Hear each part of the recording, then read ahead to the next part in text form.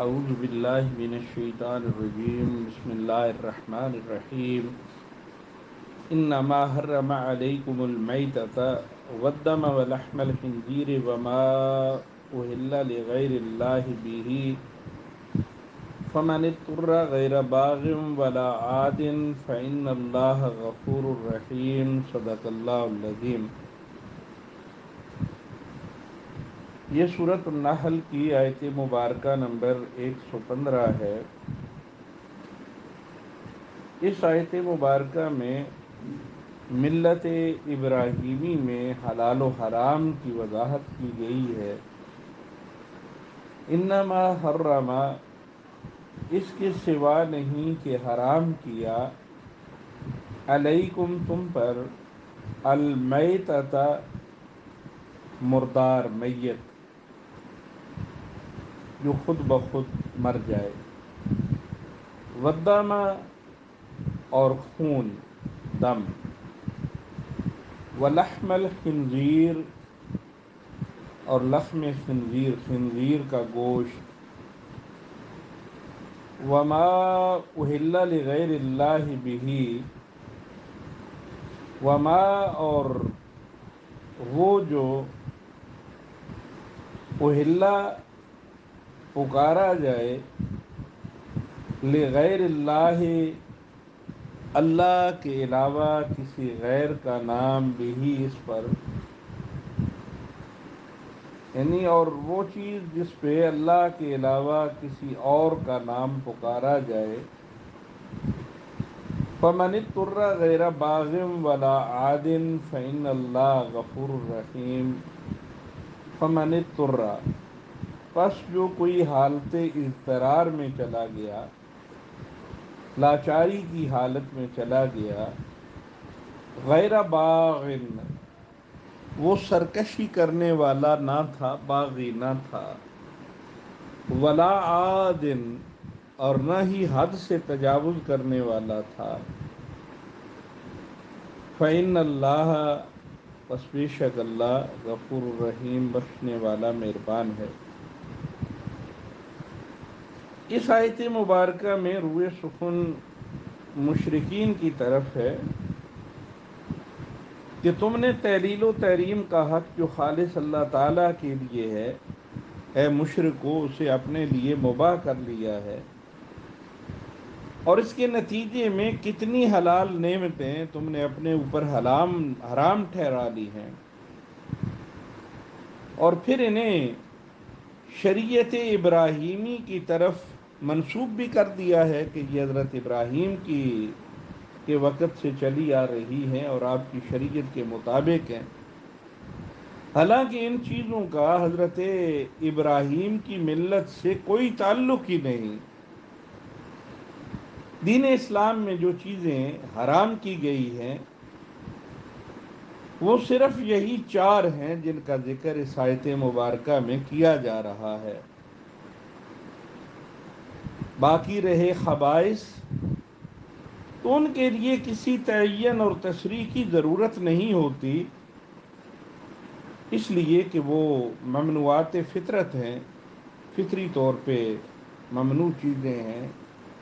دل اس سے کراہت کرتا ہے، اور انسان ہمیشہ سے جانتا ہے کہ ان چیزوں سے بچنا اور ان سے اجتناب کرنا یہ ضروری ہے۔ یہاں ارشاد فرمایا کہ انما حرم علیکم المیتۃ، تم پہ مردار حرام کیا گیا ہے۔ پہلی چیز، مردار ہر وہ مردہ جانور ہے جس کے حلال ہونے کے لیے شریعت نے ذبح کرنے کی شرط لگائی ہے۔ مردار کو اس لیے حرام قرار دیا کیونکہ طبعی موت مرنے سے خون اس کی رگوں میں رہ جاتا ہے، اور جب ہم ذبح کرتے ہیں تو وہ خون اس کی رگوں سے نکلتا ہے، اس لیے حلال ہو جاتا ہے۔ ہم حلال جانوروں کو اگر اسلامی طریقے سے ذبح کر لیں تو پھر یہ سارے ہمارے لیے حلال ہو جاتے ہیں، لیکن اگر ذبح کیے بغیر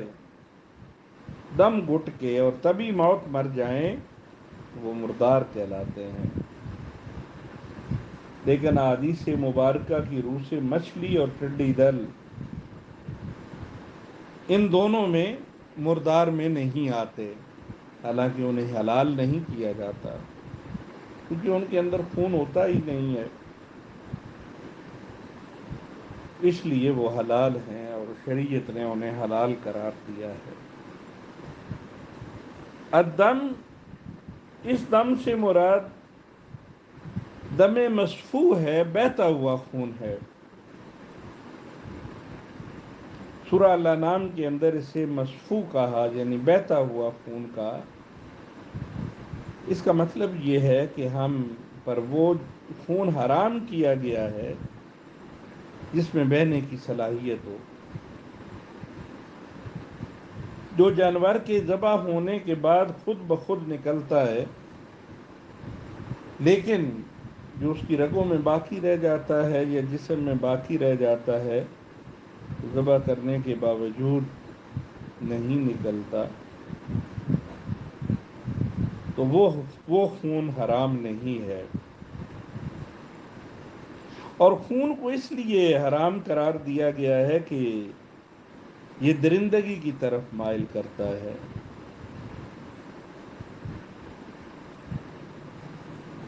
لحم الخنزیر، خنزیر کا گوشت، اس میں خنزیر کے گوشت کی قید لگا دی۔ امام قرطبی رحمۃ اللہ علیہ نے فرمایا کہ اس سے مقصود گوشت کی تخصیص نہیں، بلکہ اس کے تمام اجزاء، ہڈی، کھال، بال، پٹھے، سبھی بالاجماع امت حرام ہیں۔ لیکن لحم کا لفظ بڑھا کر، گوشت کا لفظ بڑھا کر اشارہ اس طرف ہے کہ خنزیر دوسرے جانوروں کی طرح نہیں ہے کہ وہ ذبح کرنے سے پاک ہو سکتا ہے، وہ ہر اعتبار سے حرام ہے، اگرچہ کھانا حرام ہی رہے، کیونکہ خنزیر کا گوشت ذبح کرنے سے بھی پاک نہیں ہوتا، یہ نجس العین ہے اور حرام بھی ہے۔ وما اہل لغیر اللہ بہ،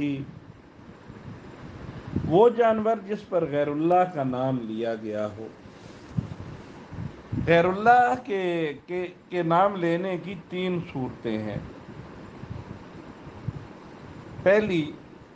جو جانور غیر اللہ کے تقرب کے لیے ذبح کیا جائے، یعنی ہم یہ فلاں بت کے نام پہ یا فلاں کے نام پہ ذبح کریں گے تو اس سے ہمیں اس غیر اللہ کا تقرب حاصل ہو جائے گا، وہ ہم پہ راضی ہو جائے گا، ہم اس کے قریب ہو جائیں گے، اور ذبح کرتے وقت اس پہ غیر اللہ کا نام بھی لیا جائے، یعنی غیر اللہ کے تقرب کے حصول کے لیے غیر اللہ کا ہی نام لے کے اس پہ چھری پھیرنا اور اسے ذبح کرنا، یہ با اتفاق اور باجماع امت یہ حرام ہے، اور یہ مردار کا درجہ رکھتا ہے، میتہ کا درجہ رکھتا ہے، اس کے کسی جز سے فائدہ اٹھانا جائز نہیں۔ دوم، جو جانور تقرب الی غیر اللہ کے لیے ذبح کیا جائے، یعنی اس کا خون بہانے سے مقصد غیر اللہ کا تقرب حاصل کرنا ہو، لیکن ذبح کرتے وقت اس پہ تکبیر پڑھی جائے، اللہ کا نام لیا جائے، جیسے بہت سارے مسلمان اور شریعت سے ناواقف مسلمان بڑے بزرگوں، پیروں یا اولیاء، ان کے تقرب کے لیے، ان کی خوشنودی حاصل کرنے کے لیے یہ بکرے، مرغے، مینڈے یہ ذبح کرتے ہیں، اور ذبح کرتے وقت اللہ کا نام لیتے ہیں۔ اب چونکہ اس سے مقصد غیر اللہ کا تقرب حاصل کرنا تھا، تو یہ بھی باجماع امت اسی مردار کا درجہ رکھتا ہے، یہ بھی حرام ہو گیا۔ اس کا بھی استعمال، اس کی بھی کوئی چیز استعمال کرنا یہ جائز نہیں، یہ بھی حرام ہو چکا ہے۔ اور تیسرا، وہ جانور جس کو غیر اللہ کے نام کر دیا گیا ہو وہ بھی حرام ہے۔ اگرچہ ذبح کرتے وقت اللہ ہی کا نام لیا ہو، اس لیے علماء و فقہاء کا اس بات پر اتفاق ہے کہ کسی جانور کو غیر اللہ کے تقرب کے لیے اگر کوئی مسلمان ذبح کرے تو وہ مرتد ہو جاتا ہے، دین اسلام سے پھرنے کے برابر ہے،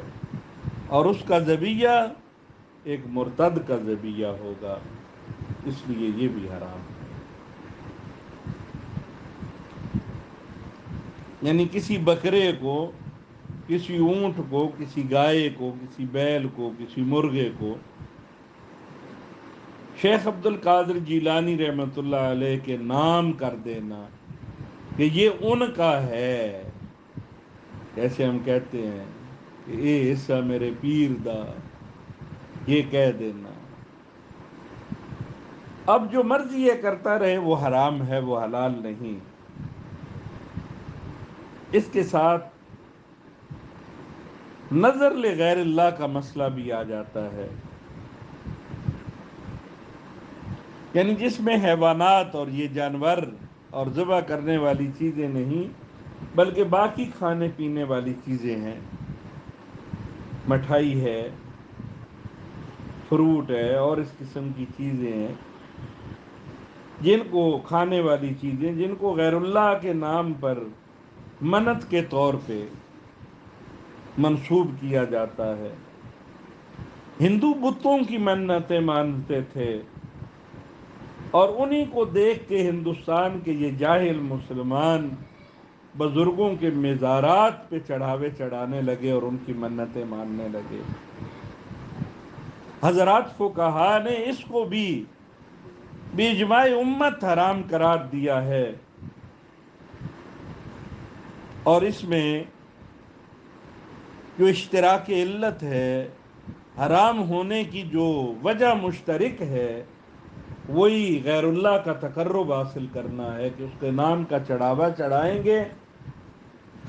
تو وہ ہمیں اپنے قریب کر لے گا، اور اس کی قربت کی وجہ سے ہم اللہ کے قریب ہو جائیں گے۔ ان ساری چیزوں سے بچنا چاہیے۔ ان مسائل کی مزید تفصیل جو ہے وہ تفسیر معارف القرآن جو حضرت مولانا مفتی محمد شفیع صاحب رحمۃ اللہ علیہ مفتی اعظم پاکستان کی ہے، اس آیت کے ضمن میں وہاں پہ دیکھی جا سکتی ہے۔ فمن اضطر غیر باغ ولا عاد فإن اللہ غفور الرحیم۔ جو انتہائی لاچاری کی، اضطرار کی کیفیت میں چلا جائے، کوئی اور کھانے کی چیز نہیں مل رہی، کوئی اور استعمال کی چیز نہیں مل رہی، اضطراری کیفیت ہے، جان جاتی ہے اگر کچھ نہ کھائے تو، کہا وہ بھی ایسا شخص غیر باغن ولا عادن، جو باغی، حد سے گزر اور حد سے گزرنے والا، باغی اور حد سے گزرنے والا، یہ دو خوبیاں بیان کی ہیں کہ یہ ایسی سرکشی کی علامات ہیں، حد سے نکلنے والا سرکش اور حدیں توڑنے والا اس کا عادی مجرم۔ اگر یہ دو صفتیں اس میں پائی جاتی ہیں تو اس کے لیے یہ چھوٹ بھی نہیں ہے۔ فإن اللہ غفور الرحیم، بس بے شک اللہ بخشنے والا مہربان ہے۔ وَلَا تَقُولُوا لِمَا تَصِفُ أَلْسِنَتُكُمْ، وَلَا تَقُولُوا، تم نہ کہو، لما وہ جو، تصف بیان کرتی ہیں، السنتکم تمہاری زبانیں، الکذب جھوٹ، ھذا حلال و ھذا حرام، کہ یہ حلال ہے اور یہ حرام ہے، لتفتروا، تاکہ تم افتراء باندھو، بہتان باندھو، علی اللہ، اللہ پر، الکذب، اس جھوٹ کا۔ اور جن چیزوں کے بارے میں تمہاری زبانیں جھوٹا دعویٰ کرتی ہیں، ان کے بارے میں یوں نہ کہو کہ یہ حلال ہے اور یہ حرام ہے، تاکہ تم اللہ پر جھوٹا افتراء کرو۔ ان الذین یفترون علی اللہ الکذب لا یفلحون، ان الذین یفترون، بے شک جو لوگ اللہ پہ یہ افتراء باندھتے ہیں، جھوٹا الزام لگاتے ہیں، علی اللہ الکذب، اس جھوٹ کا، لا یفلحون، وہ کبھی کامیاب نہیں ہوں گے، کبھی فلاح نہیں پائیں گے۔ گزشتہ آیت جو ہم نے پڑھی ہے اس میں تحلیل و تحریم کا حق صرف اللہ تعالیٰ کو حاصل ہے، اس کا ذکر تھا۔ اس حق میں اگر کسی کو شریک کر دیا جائے تو پوری تمدنی اور سیاسی زندگی تل پٹ ہو کر رہ جاتی ہے۔ اس لیے اس آیت کریمہ میں زور دے کر یہ بات ارشاد فرمائی گئی ہے کہ تمہاری زبانیں جس طرح بغیر کسی روک کے حلال و حرام کا ذکر کرتی رہتی ہیں، اپنی زبانوں کو لگام دو۔ تمہارے کہہ دینے یا تمہارے بڑوں کے فیصلہ کر لینے سے حرام حلال نہیں ہو جاتا، کہ حرام کے بارے میں وہ فیصلہ کر دیں کہ یہ حلال ہو گیا ہے۔ اگر تم ایسا کرتے ہو تو اس کا مطلب یہ ہے کہ اللہ رب العزت نے ایک چیز حرام ٹھہرائی تھی، تم نے اسے حلال کر دیا، تم اللہ پہ جھوٹ اور تہمت باندھ رہے ہو، اور تم جو کچھ اپنی زبان سے کہہ رہے ہو وہ ٹھیک نہیں ہے، وہ اللہ پہ الزام ہے کہ اللہ رب العزت نے تو ایک چیز کو حرام ٹھہرایا ہوا ہے اور آپ نے اپنے پاس سے اسے حلال کر دیا۔ تو یہ تمہاری خود ساختہ شریعت ہوگی جسے کوئی سند آسمانی حاصل نہیں ہے، اور یہ ملت ابراہیمی کے طریقے کو چھوڑنا ہوگا اور شریعت ابراہیمی کا نام لے کر اپنی خود ساختہ بدعات اور خرافات کو رواج دینا ہوگا۔ یہ کسی طریقے سے بھی شریعت اسلامیہ یا شریعت ابراہیمی نہیں ہو سکتی۔ کا مطلب ہے تم اللہ پہ جھوٹ باندھتے ہو، اور ایسے لوگ اپنا انجام اللہ کے ہاں سن لیں کہ جو اللہ پہ جھوٹ باندھتے ہیں، ان الذین یفترون علی اللہ الکاذب لا یفلحون، وہ کبھی کامیاب نہیں ہوں گے۔ اس لیے ہوش کے ناخن لو اور دنیا کو آخرت پر ترجیح مت دو۔ جیسے اقبال رحمۃ اللہ علیہ نے فرمایا تھا کہ کیا ہے تو نے متاع غرور کا سودا، فریب سود و زیاں لا الہ الا اللہ۔ یہ مال و دولت دنیا، یہ رشتہ و پیوند، بہتان وہم و گما لا الہ الا اللہ۔ متاع قلیل، متاع فائدہ ہے، قلیل تھوڑا سا، وَلَهُمْ عَذَابٌ علیم، اور ان کے واسطے دردناک عذاب ہے۔ یعنی دنیا میں اپنی طرف سے یہ عیش و عشرت کر کے، حرام کو حلال ٹھہرا کے، اپنے نفس کی تسکین کر کے، انہوں نے تھوڑے وقت کے لیے فائدہ اٹھا لیا، لیکن یہ چند روز کا فائدہ ہے، اور ایسے لوگوں کے لیے آخرت میں دردناک عذاب اللہ نے تیار کر رکھا ہے۔ وَعَلَى الَّذِينَ هَادُوا حَرَّمْنَا مَا قَصَصْنَا عَلَيْكَ مِن قَبْلُ وَمَا ظَلَمْنَاهُمْ وَلَكِنْ كَانُوا أَنفُسَهُمْ يَظْلِمُونَ وَعَلَى الَّذِينَ هَادُوا حَرَّمْنَا، اور ہم نے یہودیوں پر وہ چیزیں حرام کر دی تھیں ما قصصنا علیکا، جن کا بیان، جن کا قصہ ہم آپ پہ من قبل اس سے پہلے نازل کر چکے ہیں، جس کی وضاحت ہم آپ پہ اس سے پہلے کر چکے ہیں۔ وما ظلمناہم، اور ہم نے ان پہ ظلم نہیں کیا، ولیکن کانوا انفسہم یظلمون، بلکہ وہ اپنے جانوں پہ خود ہی ظلم کرنے والے تھے۔ شریعت اسلامیہ میں حلال کردہ چیزوں کا ذکر کرنے کے بعد یہودیوں کی شریعت میں جو حرام چیزیں تھیں ان کا ذکر کیا جا رہا ہے،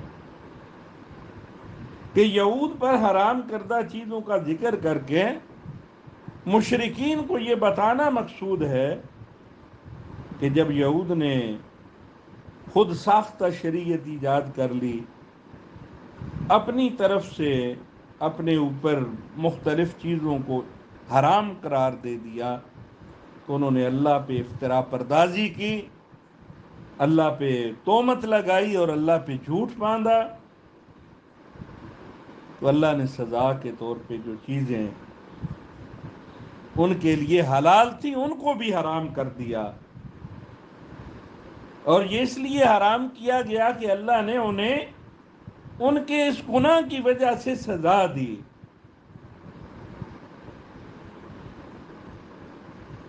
یہودیوں نے اپنی طرف سے شریعت کر لی تھی۔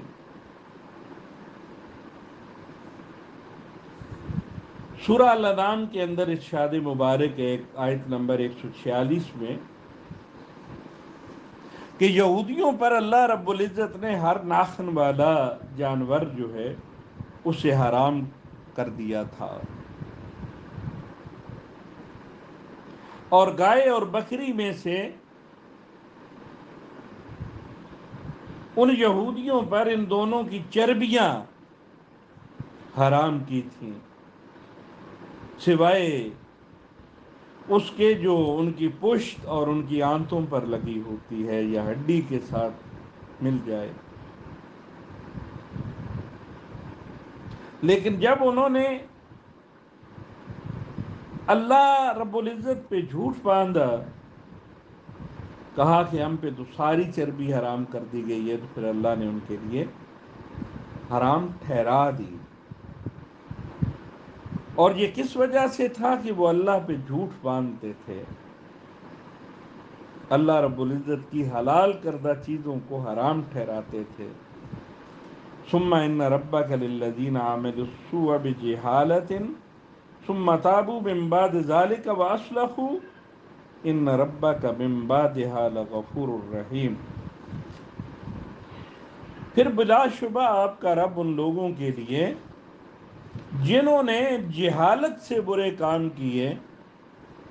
پھر اس کے بعد توبہ کر لی اور اعمال درست کر لیے، بلا شبہ آپ کا پروردگار اس کے بعد ان کی ضرور مغفرت فرمانے والا ہے اور رحم فرمانے والا ہے۔ آیات سابقہ میں پروردگار نے مشرکین مکہ کے مختلف اعتراضات کا جواب دیا، ان کے مشرکانہ رویے پہ تنقید کرتے ہوئے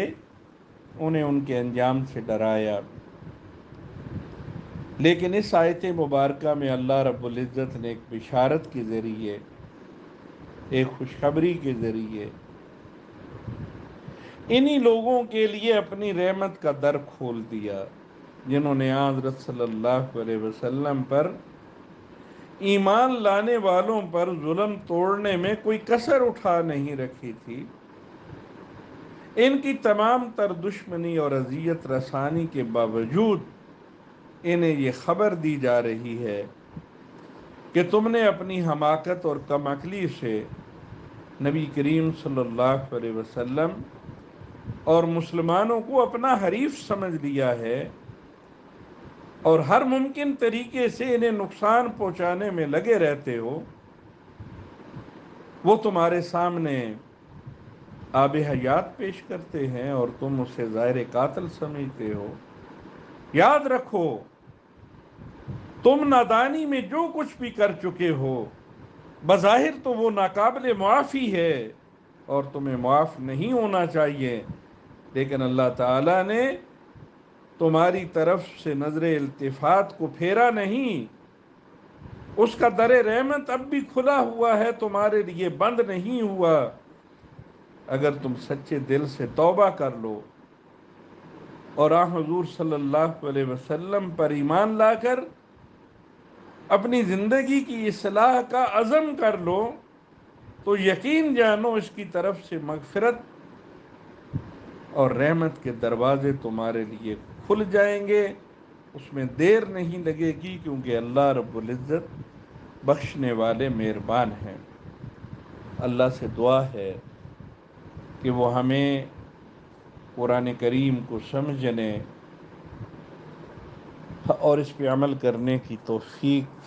عطا فرمائے۔ وآخر دعوانا ان الحمد للہ رب العالمین۔